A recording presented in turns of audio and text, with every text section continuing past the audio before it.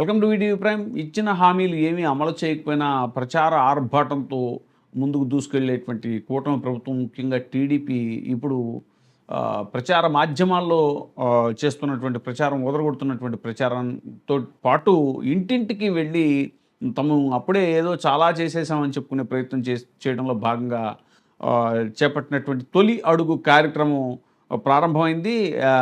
ఆదిలోనే హంసపాదం అన్నట్టుగా ప్రారంభం నుంచి ఇంటింటికి వెళ్తున్నటువంటి తెలుగుదేశం నేతల్ని ప్రజలు తీవ్రంగా నిలదీస్తున్నారు.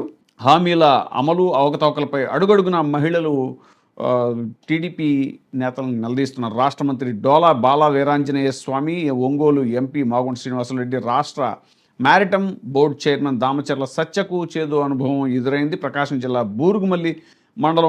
జరుగుమల్లి మండలం కేంద్రంలో గురువారం తొలి రోజు ప్రారంభమైన తొలి అడుగు కార్యక్రమంలో భాగంగా నాయకులు జరుగుమల్లి మండల కేంద్రానికి వచ్చారు.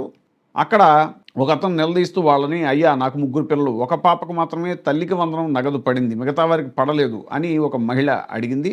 మాకు గ్యాస్ డబ్బులు పడలేదు అంటూ మరికొందరు నిలదీశారు. సార్ నాకు ఇంటి స్థలం ఉంది, ఇంటి నిర్మాణం కోసం దరఖాస్తు చేసుకుంటే ఇల్లు మంజూరు కాలేదు అని మరో మహిళ ఆగ్రహం వ్యక్తం చేసింది. ఇలా అడుగడుగున వాళ్ళకి నిరసనలు, ప్రశ్నలే ఎదురవుతున్నాయని చెప్పేసి వాపోతున్నారు టీడీపీ నేత.